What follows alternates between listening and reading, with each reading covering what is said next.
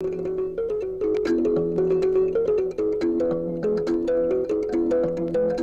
the evening of 30th May 2009, 341 Maombis arrived at Namugongo, Uganda in 6 coaches from Dar es Salaam. They've been coming here on pilgrimage each year for the past 9 years. Each year, they visit the different shrines where the holy martyrs were tortured and died. On the 1st and 2nd June, they would hold a vigil at the Namugongo Basilica. This is where St. Charles Lwanga, the leader of the martyrs, was killed on the morning of 2nd June after spending a long night of torture at Namugongo. Where we are standing right now is the site where majority of the martyrs were killed from. In this place we have 25 martyrs who gave up their lives for Christ. Among them, they are Catholics and Anglicans. On 2nd June, they will walk for 2 hours, following the same road the rest of the martyrs had taken when they walked to their martyrdom at Mkajanga Shrine. This is where they were burnt to death. This is where remains were buried. Bones and a few other tools that were being used, ash and everything, stayed here for quite some time. This church was built in 1935, but those bones were still lying around there. A number of items were still lying there. But people had got interest in picking a few of them and taking this. So the church, the Anglican church, was given this piece of land. Then comes the Holy Mass at the climax of the celebrations at the pool on the 3rd of June.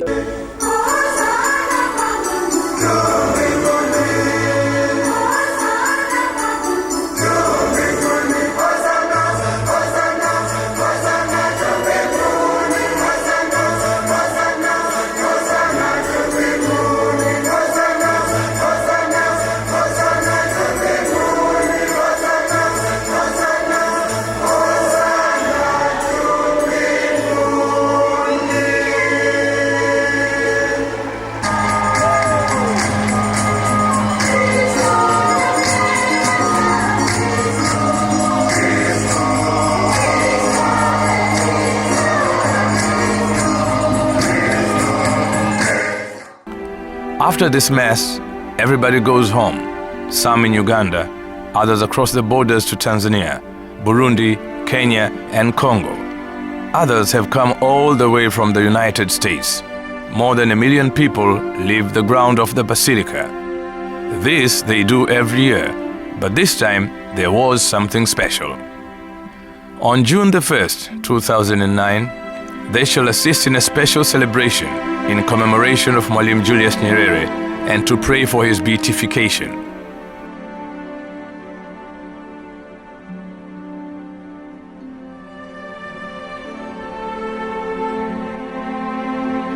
When we gather in this special way at this holy site, at the altar of Charles Lwanga, the Ugandan martyr, to pray for one of us, the good son of God, a fellow African, the late Mwalimu Julius Nyerere. Mama Nyerere, you are most welcome at that and the family.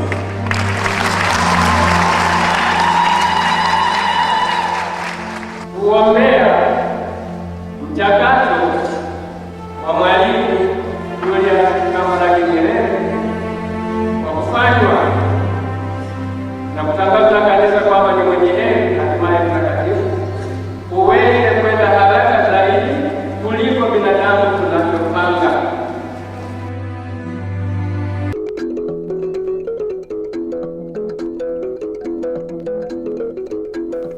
Julius Kambarage Nyerere was born in Butiama, a village near Musoma on the shores of Lake Victoria on April 1922. His parents were Chief Nyerere Burito and Christina Mgaya Wanyang'ombe. At the age of 12, he started school at Butiama village. He then went to Musoma a nearby town, and studied there for 4 years. Haya madarasa mapya, lakini yanaonekana yamezeeka kuliko yale. Yanaonekana kwamba yale zamani bado ni mapya kuliko sasa hivi. Lakini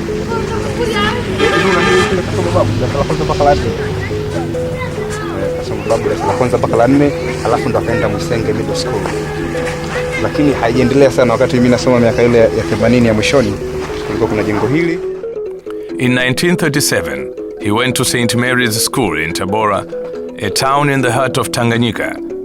Later, he spent 2 years at Nyerere College in Uganda and returned to Tabora in 1945 to teach at St. Mary's School.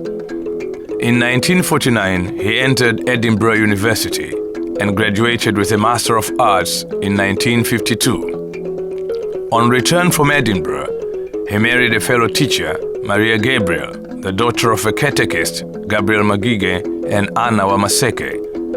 Mwalimu resumed teaching, this time at St. Francis Secondary School at Pugu, near Dar es Salaam.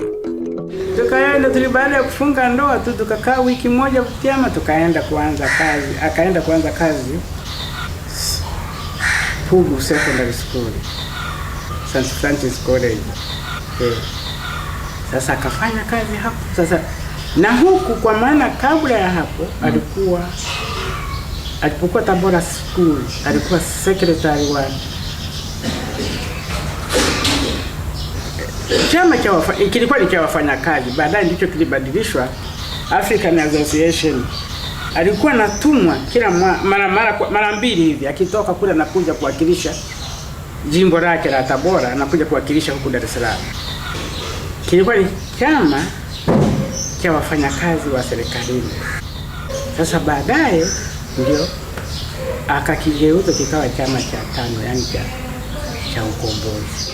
Alipokuwa anakuja nyumbani anaeleza kaka zetu, anasema Tanganyika nchi yetu, Tanganyika kumbe ilidhaminiwa, zingine zote zingine zilitawaliwa na wazungu.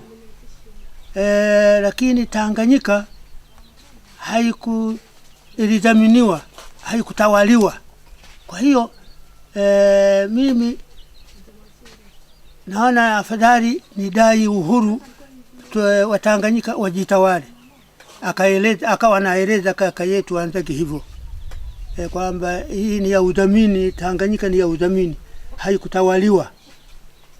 Ila Kenya tu ndio ilitawaliwa na zingine, alisema hivyo. Ndio kweli tukashtukia, kweli ameanza chama chake mwaka 54. Alipokuja alipofika hapa kueleza watu, wakati huo ni vigumu sana kueleza. Kweli afukuze mzungu hapa, sasa wanaonaje mzungu afukuzwe? Anawaambia watatoka, anasema atawatoke, hata shindano hatujui tuvae nini.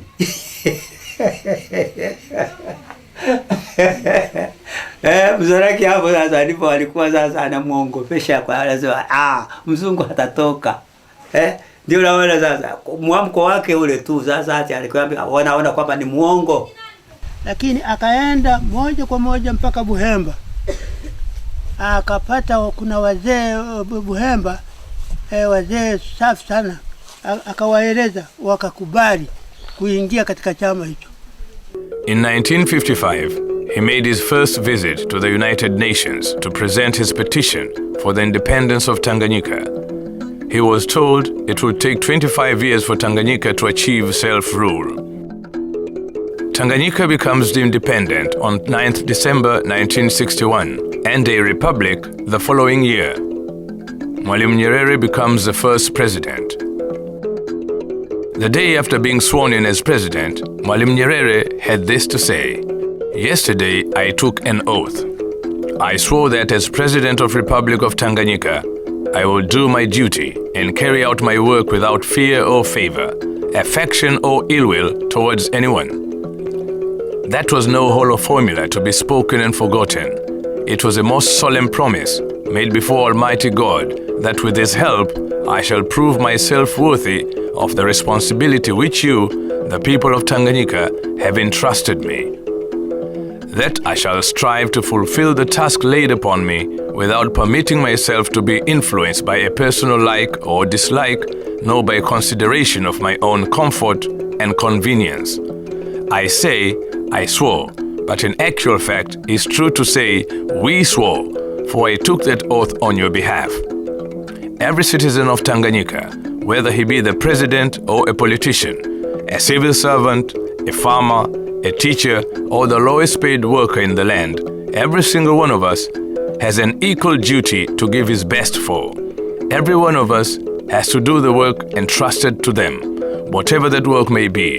He too had indeed taken a solemn oath to devote himself without thought of his own advantage to build our new Republic of Tanganyika.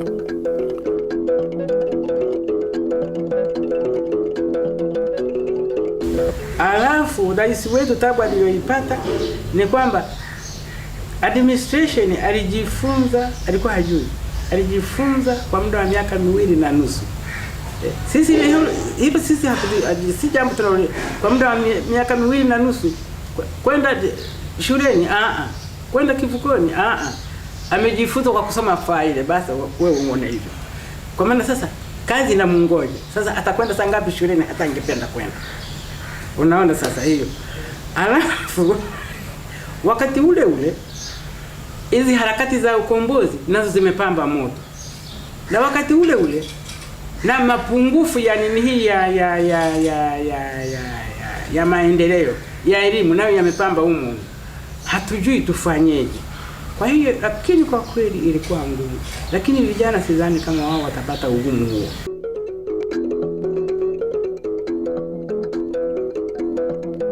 Nyerere inherited a state that had 12 medical doctors and 2 engineers at a time of independence for a population of 12 million people. There was a small number of factories producing beer, metal boxes, and corned beef. The adult population was 85% literate, and life expectancy at birth was 35 years.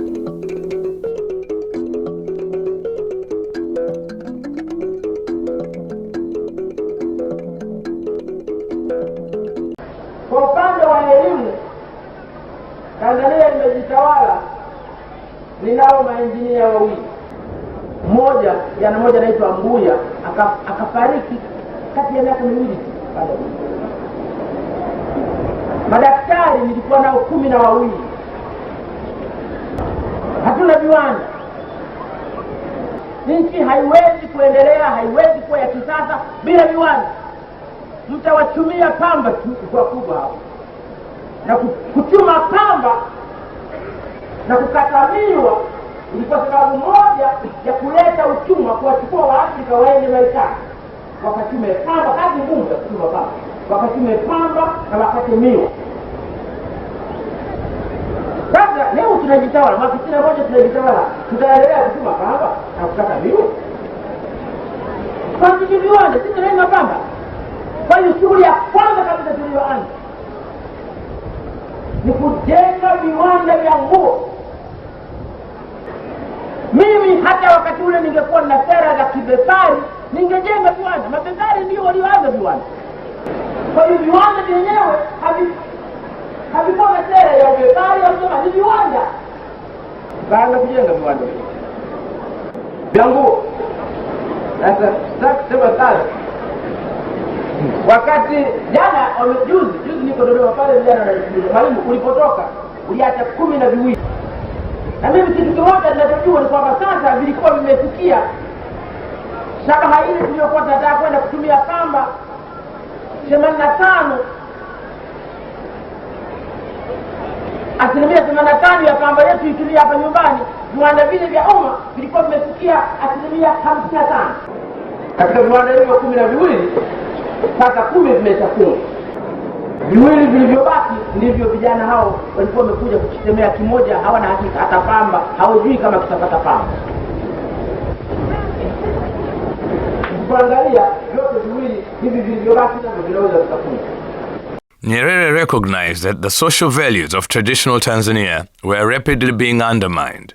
He knew very well that the material ambitions of the emerging African bourgeoisie were powerful and hard to contain.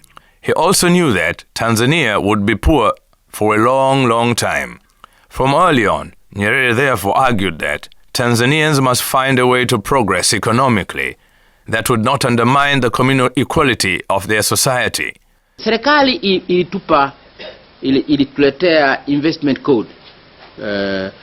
Na tumeizungumza kwa kirefu sana, tumeirudishia serikali investment code ile. Hii ni kutengeneza kutengeneza masharti ambayo yanawezesha watu kuweka pesa zao, waone kwamba kuna usalama. Mtu akijenga kiwanda hapa au akilima shamba au akitoa service hapa, ana usalama na mali yake. Sasa ni jambo la kawaida, hili si jambo la ajabu, ni jambo zuri tu kufanya hivyo. Hivi sasa hivi tunazo sheria zinafanya hivyo, labda zinaonekana kwamba hazitoshi. Kwa hiyo serikali inaandaa na iliandaa na ikaleta, tukaikataa, kwa maana sio kwamba kwa msingi hatupendi, kwa msingi tunataka sana, lakini mkazo wa serikali kwa ile waliotupa, mkazo wa serikali ulikuwa ni kuwavutia wawekezaji wa nje, kuvuta watu wa nje. Na tulidhani hili lina matatizo kwa maana moja tu kubwa, kwamba tusikae hapa tukadhani kuna watu huko nje wana mapesa chungu nzima wanatungojea tusafishe nyumba alafu watakuja. Si kweli. Si kweli. Nchi hii itapotea njia ikiwa itakuwa na mkazo huu ambao hauna msingi hata kidogo. Ni kweli utakutana na mmoja wawili, unaweza kukutana na capitalist moja London, Washington, akasema nchi yenu sheria zake ni mbaya sana, kwa hiyo mnaweza mkazitengeneza zikawa nzuri sana. Hawatakuja. Ndio. Mtapata moja, mtapata wawili, lakini mnajizuzua bure tu. Kwa hiyo tulidhani sheria ya maana ni sheria ya kuwawezesha Watanzania wenyewe hapa kuinvest katika nchi yao. Ndio. Kwa sababu sasa hivi tuna watu wana pesa lakini yanatoka nje, hayakai. Ndio hayo baadhi ya mapesa hayo ndio yale tunayosema lete, hatutakuuliza umeyapata wapi. Ndio wanahamisha wanapata pesa hapa, wengine kwa njia halali, wengine kwa njia haramu tu, wanapeleka nje. Sasa tunadhani ni vizuri zaidi serikali ikawa na sera ambayo inatazama hapa, inasema hapa Tanzania tuna uwezo wa kujiendeleza. Ndio. Kwa hiyo tuutumie uwezo huu. Kwa nini sasa hatuutumii in full? Ni kitu gani kinatuzuia? Sasa tuone hizo sababu hizo, tuzipate, tuone kama tunayo matatizo ya ndani yanazuia watu wetu kuwa na imani hapa, ama wawekezaji ama wafanya kazi tu. Wakati mwingine tuna watu manager wazuri tu hawafanyi kazi nchini, wanakimbia. Wengine maengineer wazuri tu, baada ya kufanya kazi hapa engineer anakimbia na kwenda nje. Tuone kwa nini engineer wetu anakwenda kufanya kazi nje baada ya kufanya kazi hapa. Mwingine ni consultant, baada ya kufanya kazi Tanzania anatoka Tanzania anakwenda mahali pengine. Tuone kwa nini. Kwa hiyo tuwe na sera ya kuwatia moyo wa Tanzania wenyewe kutumia uwezo wao wa fedha, wa mali, wa akili kuiendeleza nchi yao. Halafu tunasema tukifanya hivyo basi sasa kama unataka nyongeza ya kusaidia watu wa nje kuja kusaidia, fanya hivyo. Lakini isiwe kwamba msingi wa sera ni kuita watu wa nje na wa ndani hawa shauri yao, itakuwa haina maana. Kwa hiyo tumeiomba serikali ilifikirie tena hilo. The critical view of Nyerere's socialist policies, taken by the international financial institutions, by Western governments, and by most North American development economists, goes beyond criticism of specific initiatives to an impatient rejection of that very idea that third world governments should seek actively to intervene in their economies, either to advance social justice or to control the direction of their economic development. This parallel argument of Western judgments of Nyerere's domestic legacy have reflected political values that, in contrast to his, attach little importance to communities and are largely unconcerned with equality and are overwhelmingly preoccupied with economic growth. Kama tunajenga kimoja, tunajenga misingi ya umoja huu. Tuelewane, tujuane kwamba sisi ni wamoja, sisi ni ndugu. Kama tunahangaika kufanya kazi hapa, tunahangaika pamoja. Kama tunahangaika ulinzi, tunalinda nchi yetu, tunailinda nchi yetu kwa maslahi yetu pamoja. tunaulizana nini mahitaji yetu, na tunajitahidi wote tunayapata. Kama tunataka elimu, tunasaidiana wote tupate elimu. Sio tuseme kwamba wengine wapate elimu, wengine wasipate. Kama tunataka afya, tunataka tujitahidi wote tuweze kutafuta njia kusudi wote tupate afya, wote tuwe na afya, sio wengine wapate afya, wengine wasipate. Kama tunataka nyumba nzuri, wote tujitahidi kwa pamoja, tuone kwamba tunajenga mazingira, kila Mtanzania atakuwa na nyumba nzuri. Kwa pamoja tunataka maslahi yetu yawe ni pamoja, ndipo hapo tunapoweza kushirikiana tujenge nchi ya pamoja.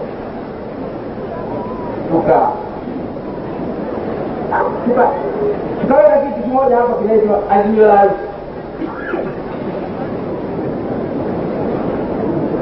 Mimi mpaka leo narudia kusoma azimio la Arusha. Hata kama hamlitaki, kama kuna watu Tanzania wenzangu wachukue waanze kulisoma waone hapa. Wajiambie hata wanachokiona mle kibaya nini hapa. Azimio la Arusha lilikuwa halina maana yoyote kwa wananchi. Ilikuwa ni kuadilimisha watu tu waendelee. Yeye afaidike.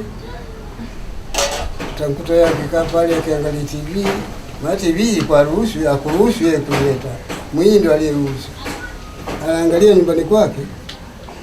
Alafu anakwenda kwenye mkutano anasema hii swala itakuwa hivi, kumbe kishaona kwenye TV yeye.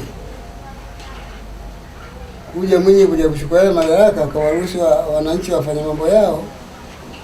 Ndio unajua wengine wanashauriwa na wake zao.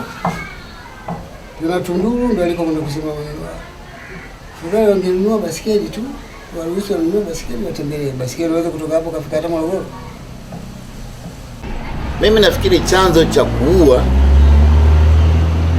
maazimio mbalimbali ambayo mwalimu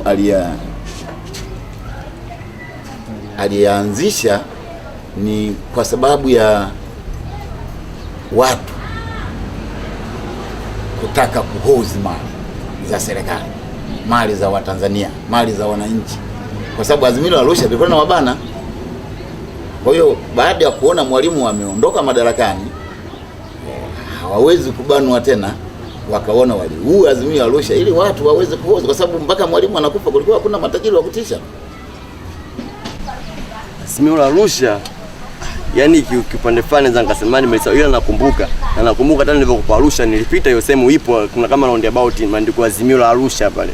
Yaani ila sijaelewa kwa nini liko, kwa sababu unajua system yenyewe inatuchosha. Ndio maana kufuatilia mambo yanayohusu kwamba ile serikali ya Kibongo unajua ile, yani bora tunaambia kuhusu yani system unahusu yani, naweza kuambia mimi system ukiniambia kuhusu kafu naweza kukueleza vyote kuhusu Chadema, kueleza kisoka ambia kuhusu CCM, vitu gani siwezi kufuatilia. Mbona ila azimio la Arusha nalijua sababu nilisoma kipindi niko shule primary, nalijua azimio la Arusha, ila sijui kwamba lilikuwa linasaidia nini yani. Hapo mtu kwa dhati asema hiki kibaya. Ninasema azimio la Arusha kwa msingi kabisa.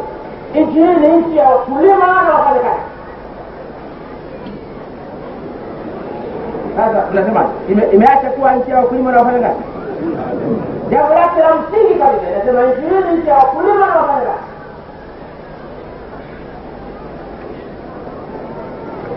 Kwa hiyo kama tunaijenga nchi, tunaijenga kwa faida ya wakulima na wafanyakazi. Ndivyo azimio la Arusha linasema. In 1964, there was an army mutiny,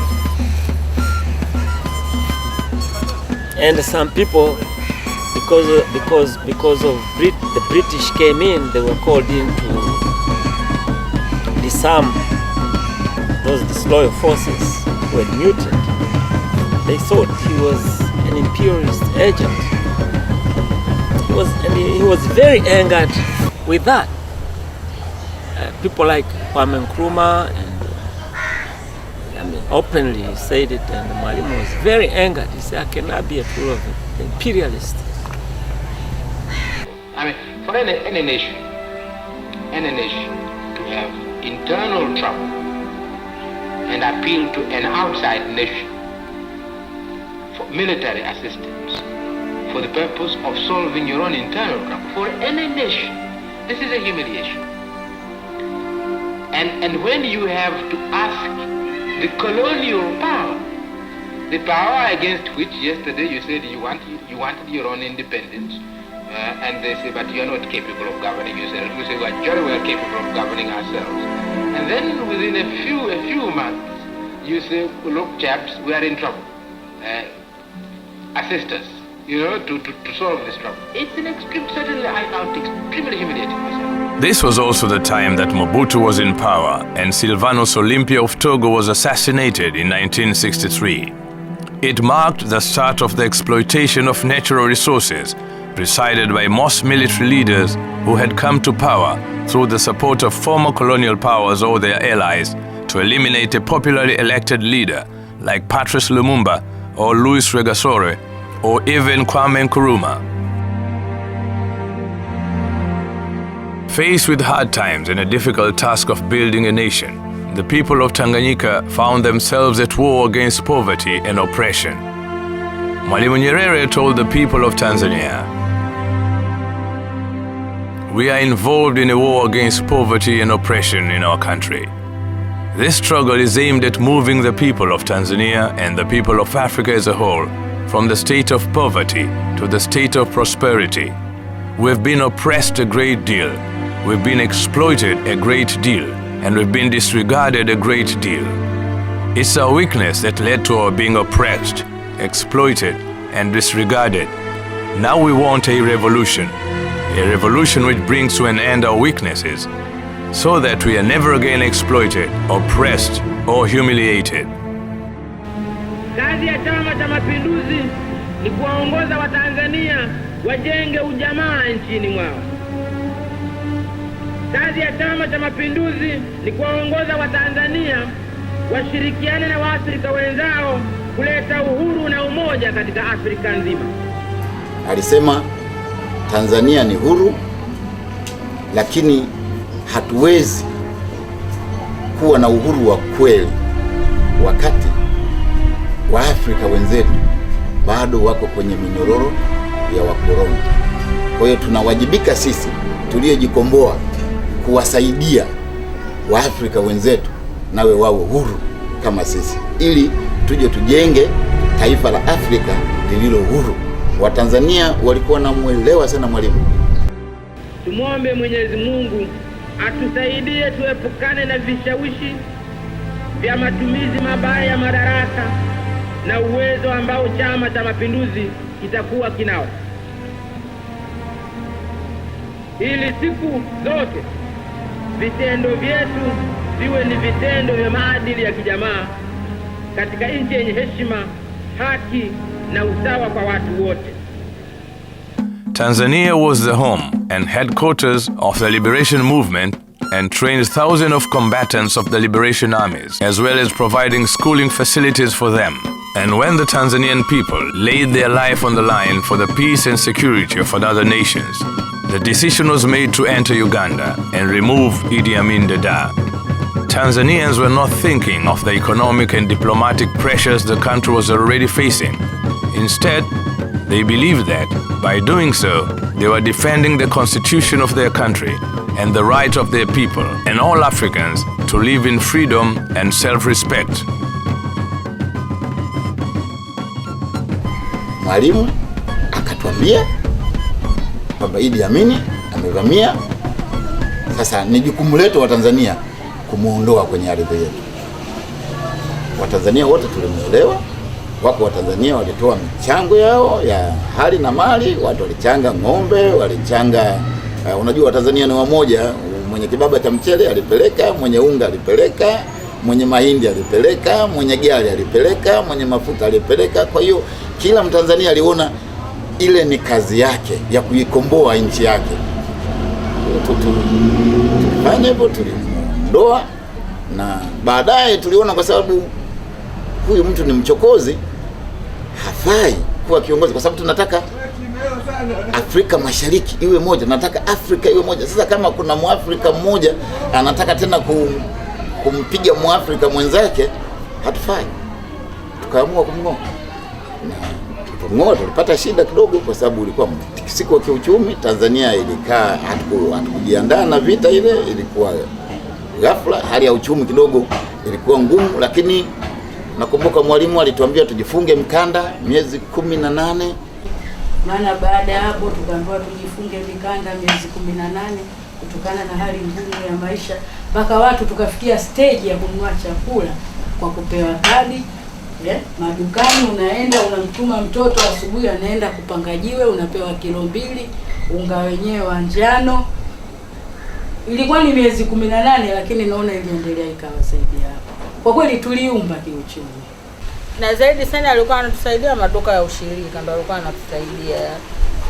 Sababu maduka ya ushirika walikuwa wanaweka vyakula, mtu unadamka asubuhi, unaweka jiwe, unaweka ndoo, unarudi nyumbani. Unaenda kufanya shughuli zako nyumbani, unakuja pale unakaa kwenye foleni yako.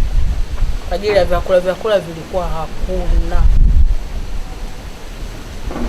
Wakati wa vita vya Uganda, vyakula kwa kweli vilikuwa haba kabisa. Ndio baada ya vita kuhusu masuala ya chakula alikuwaje hapa? Baada ya vita Uganda? Shida ilikuwa shida. Mahindi yameagiziwa kutoka Marekani, zile sio kuagizia wa Amerika kuona kwa kutafuta kuuliza nchi gani yenye shida ya chakula, wale maseneta kula. Tanzania ndio tukaambia leo kama nataka kuna mahindi yale ya njano. Sasa tafuteni nauli tu mchukue. Yeye aliruhusiwa bure tu, si yeye kununua ya bure. Yeye ilikuwa chakula cha farasi. Idi Amin kwanza alianza kwa chokochoko. Kwanza alianza kumkashifu rais wetu Mwalimu Julius K, akimwambia kwamba wewe ni mzuri sana, mimi naweza kukuoa na ninaweza sijui saa 6 mimi nikawa niko Ikulu tukala ugali wote pamoja. Lakini nashukuru rais wetu alikuwa stable, alichozungumza kwamba jamani, sisi tumeshavamiwa, na kama tumevamiwa basi hatuna budi sisi kufunga mikanda. Sitaki marafiki waniambie chochote, wala sitaki wanishauri chochote. Mimi ni kazi moja tu, tutampiga nyang'au huyu mpaka mvunguni mwa kitanda. Uongo kweli? Maana alimwita nyang'au. Tanzania was the headquarter of the Liberation Committee, and what role did Nyerere play? We know he helped South Africa. They had camps here. Mozambique had a camp also here. But what role, what support did you get from Tanzania? Oh, our first camp was here in Congo. Our first freedom fighters were trained in Congo. That's near Dodoma. Yes. And we opened our first office here in Dar es Salaam. The leaders of our liberation movement set up their base in Dar es Salaam, Tanzania, in various parts of Tanzania. To the extent that in the liberation, not only of Namibia, but of the whole of Southern Africa, we had our offices here, and we received moral, material, military hardware, food, and you name anything that goes along with the liberation struggle. We received them from Tanzania. Mwaka 77 akaja tena akakuta nimelima kweli, nalima kwa mikono kweli. Alikuja na wajumbe wengi, wengine wabunge wa nje, viongozi wengi sana. Sasa walipofika pale, hapo mwanangu anajenga pale, akakuta hapo mahindi nimelima kwa mikono. Akawa wanazungumza habari ya ukombozi wa bara la Afrika. Wakawa wanazungumza na mimi nawasikiliza tu. Sasa huyu nikasema kaka yangu amenitembelea na huku na wageni kuzungumza mambo ya ukombozi wa Afrika hapa, sio ofisini, shambani mwangu. Nikauliza, mwalimu, sasa ukombozi huo nasikia kuna mchango? Akasema ndio. Nikasema mchango huo kila mtu anachanga? Akasema ndio. Basi mimi niliposikia hivyo ukombozi wa bara la Afrika bado hawajajitawala wote, na huku anasema kwamba mpaka wajitawale ndipo afe. Basi na mimi nikatoa mchango wangu, ng'ombe moja mtamba. But besides that, Mwalimu Nyerere's government played a leading role in advising the liberation movement, and particularly SWAPO, because we had very close relations that we could always consult and be advised on issues of mutual interest and issues pertaining to the liberation. And one very important thing of Mwalimu Nyerere was that he believed that the freedom and independence of Tanzania was meaningless without the freedom of the rest of Africa. The independence of any African country would not have been complete as long as any other part of Africa was still under colonial rule. The continent, this continent was governed peculiarly, I think differently from other continents. I'm not quite sure, I should not go into that. But those who governed us felt they had a right, a genetical right to govern us. Now, if the right to govern was based on genes,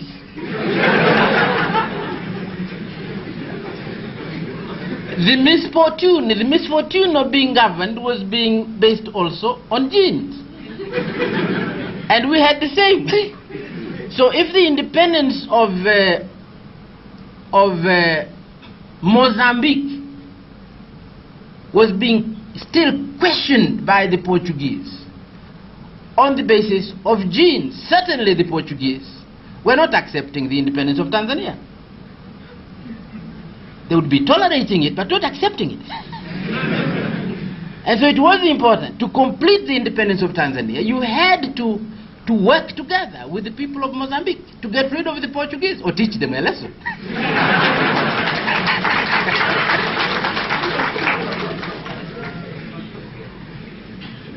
And that's what we did. And one of these days, I think, in the South Africa, we'll reach the same conclusion. You know, that is the same history. So here we are. And really, I should thank you. We did not fight. You fought. You fought. You fought for the independence of this country. And if what Kwame said was right, and I believed he was right, then you liberated us. You liberated all of us. We are freer now because we are free. And we are not completely free because South Africa is not free yet. So let's pray for them. And if necessary, do a little bit more than pray. Therefore, he did everything that was possible, humanly possible, to get the freedom and independence of the Southern African region. He played a leading role in the creation of the Frontline States organization, which he headed. And this organization was aimed at supporting the liberation movement even further, and also to isolate the racist South African regime, to force it to give independence back to the people of Namibia. Mwalimu was given that responsibility of liberating the southern countries in Africa. And he did it. And no one can question that, because before he died, the entire continent was liberated. When Nyerere stepped down from office in 1985, 90% of the children were receiving a 7-year primary education. Secondary schools have been quadrupled in numbers. Adult literacy classes and a couple of universities had converted 85% illiteracy into 90% literacy. The most basic health care has been brought within 10 kilometers of about 80% of the people. Life expectancy was still low, but it was 47 and not 35.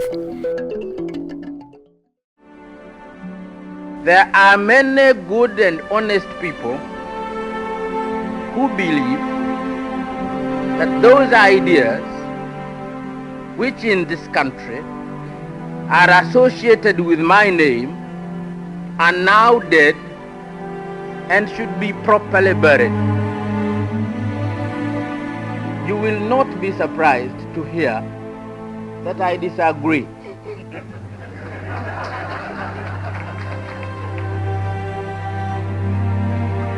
Great ideas do not die so easily. They have a habit of keeping on nagging. And every human society in history ignores them at its own peril. And I can say this without inhibition or pretended modesty, because in a very real sense they are not my ideas. I never invented them. I'm simply a believer, like many other believers in the world and in human history. I believe in the equality and dignity of all human beings, and the duty to serve their well-being as well as their freedom in a peaceful and cooperative society. I am an ardent believer in the freedom and welfare of the individual. As I speak to you now, I am asserting my own individuality.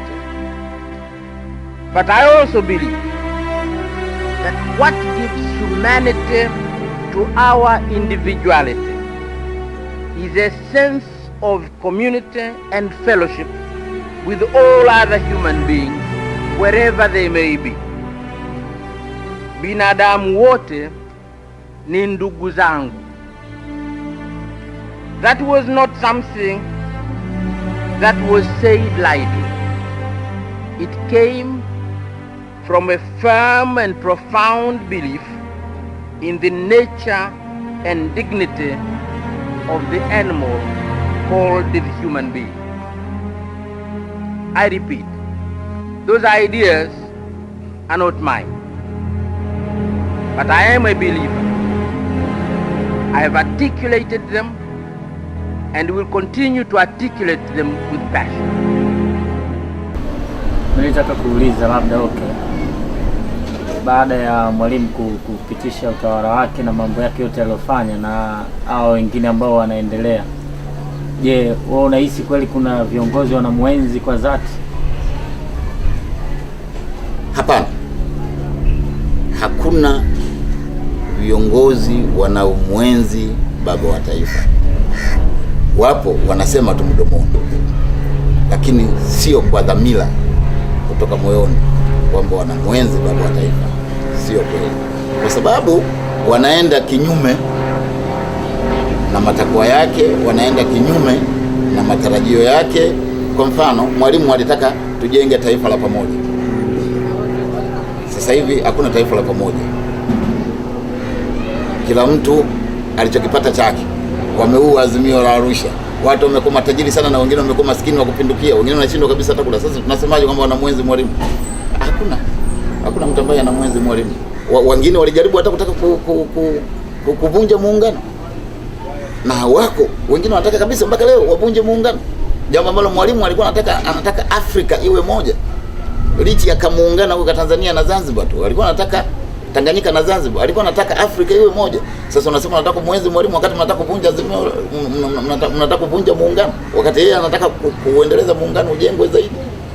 Mimi sikubaliani kwamba kuna viongozi walioko madarakani sasa hivi wanamuenzi Mwalimu. Ila wapo kwa ajili ya maslahi yao, wanasema tu kwamba tunamwenzi baba wa taifa, lakini sio kweli. Kama yapo ni kwa kiasi kidogo sana sana sana. katika 100%, labda 2%. Sidhani kama atatokea kiongozi kama yeye, kwa sababu kwanza aliyoyafanya ni mengi. Moja ambalo litabaki kichwani mwangu na likumbuka ni kwanza lile la kuanzisha siasa ya ujamaa na kujitegemea.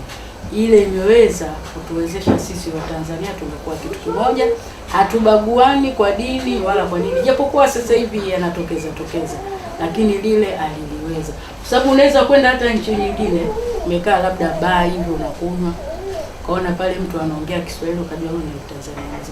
Kwa hiyo pale utakuta tayari mshajenga majority, mshakuwa kitu kimoja. Yaani kwa hilo aliliweza sana. Ndio maana hata ikifikia wakati wa uchaguzi kunakuwa na sekeseke za aina nyingi kwa kweli, mpaka unaweza ukasema sasa tutauana wenyewe kwa wenyewe. Lakini unakuta kwamba kile kitu baada ya muda kinapotea. Baba yetu wa taifa yule. Na sidhani kama kutatokea tena mtu mwingine kama yule. Unakumbuka kipindi cha baba wa taifa? Migogoro ambayo hii sasa hivi inatokea ilikuwa haipo kwa kweli. Vio vilikuwepo, wanafunzi walikuwa hawagomi, lakini sasa hivi kila siku ugomvi, wanafunzi wanaogopa. Zamani hivyo vitu vilikuwa havipo. Chuo cha Mzumbe kipo, chuo cha Sokoine kipo, mpaka hapo chuo chenyewe huko Mlimani kipo, lakini tulikuwa tusikie migomo ya kipumbavu kama sasa hivi. Nyerere mimi kama mimi, kuna mwingine atakwambia Nyerere anampenda, kuna mwingine atakwambia Nyerere ampendi. Mimi kama mimi, kwa Nyerere ukiambia nimshukuru, nitamshukuru kwa sababu alituletea uhuru Tanzania. Ilo kwamba lina hapo siwezi, yani unajua siwezi kumkubali kutokana, naona kama alikuwa dikteta fulani hivi kwa jamii, ambapo alifanya mpaka jamii yenyewe ishindwe kuendelea. Ndio kama matatizo hivi unavyoyaona kama hivi tunavyoishi sisi, hiyo yote sababu ya Nyerere, ndio na system yake yote, ndio mkondo wake, ndio kama hivi unavyoona hapa nilivyo mimi hapa. Hii ni chanzo cha Nyerere. I think Tanzanians don't know where they came from. I mean, those who criticize them. Take for example Kigoma. Those guys were living in they call it the hammocks, like hammocks. They were not living in houses because they were afraid of, some witchcraft where, thunderstorm, you can be struck by lightning. This thunderstorm can be struck by lightning. He went there, he camped there, and he ordered them to construct modern houses. And he did this across the nation. By the time he finished his administration, Tanzania had the highest rate of literacy in Africa, the highest rate of healthcare in Africa, the highest rate of sanitation in Africa, including South Africa. When we talk about Africa, Egypt, across the board. Siku za mwanzo Nyerere alikuwa na kipaji sana nchi, sababu kile kitu moyoni mwao kilikuwa kigeni tu, kama huyu kutoa nchi alafu wafanyeje? Hapana. Waliwahi kumwambia kusema afadhali huyu awe mtawala wa maisha, yeye mwenyewe akakataa, sababu si ugeni. Ule ni ugeni wa kitu. On the 10th of July 2007 in Butiama, the president of Uganda, Yoweri Museveni, gave Mama Maria Nyerere the Katonga Medal, given for individual valor and heroism. The president told the villagers of Butiama, "It is the highest military honor given for service beyond call of duty on behalf of her late husband," he said. That the reason is he is the greatest African, the greatest black man in terms of contribution that has never been surpassed to date. According to our assessment, there are many Africans that have made great contributions to the African cause and to the black man's survival. These include Kwame Nkrumah, Marcus Garvey, Jomo Kenyatta, Nelson Mandela, Samora Machel, Gamal Abdel Nasser, Sekou Toure, Emperor Menelik of Ethiopia, who defeated the Italians in 1896, and John Garang, among others. The greatest of them, however, in our opinion, was and still is Mwalimu Julius Nyerere. His steadfast stand alongside the struggle of the freedom fighters like Samora Machel, Oliver Tambo, Agostino Neto, Robert Mugabe, Joshua Nkomo, Sam Nujoma, and Kenneth Kaunda led to the second defeat of a European power by Africans when in 1974 the Portuguese fascist regime collapsed, leading to the independence of Mozambique. A total of 84 million Africans in Mozambique, Zimbabwe, Angola, South Africa, and Namibia are now free on account of the crucial contribution of Mwalimu. The 84 million Africans occupying a land area of 4,484,200 square kilometers if you add Uganda. Then the population of Africans freed by Mwalimu's work is 115 million people in a land area of about 4,720,240 square kilometers. This is unprecedented and unequaled in the history of the black race. For Catholics, when a person dies and they believe that that person served his people and lived his life according to the teachings of their faith, they would want to know if God has received that person in heaven. On 21st January 2006, Cardinal Polycarp Pengo, with several Tanzanian bishops and thousands of Catholic faithfuls, gathered together in the parish church of Butiama, Nyerere's birthplace in Tanzania. And with a solemn Holy Mass, the church publicly inaugurated the process of beatification of Julius Nyerere, who died on 14th October 1999 at the age of 77. Cardinal Polycarp Pengo, who announced the Vatican's approval that Julius Kambarage Nyerere be called Servant of God, has noted that we are presenting his cause based on his life as a Christian and how his faith influenced his entire political career. Conducting the beatification and canonization process of Mwalimu Julius Kambarage Nyerere is like stripping him in public.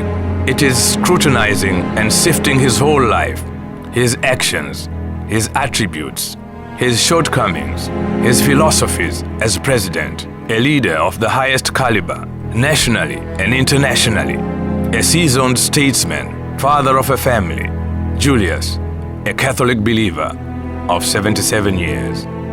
It is the stripping of his outer garment and leaving him exposed to the whole world, confident that God will cover him decently with the inner garb of holiness, the garment of sainthood, if he has already received him in heaven. Nyerere, Nyerere, Nyerere, Nyerere, Nyerere, Tanzania. Nyerere, Nyerere, Nyerere, Nyerere, Tanzania. Nyerere, omwana wikumba mauna Nyerere, Nyerere, Nyerere, Tanzania. Nyerere, Julius Nyerere, Nyerere, Tanzania. Nyerere, omwana wikumba mauna Nyerere, Nyerere, Nyerere, Tanzania.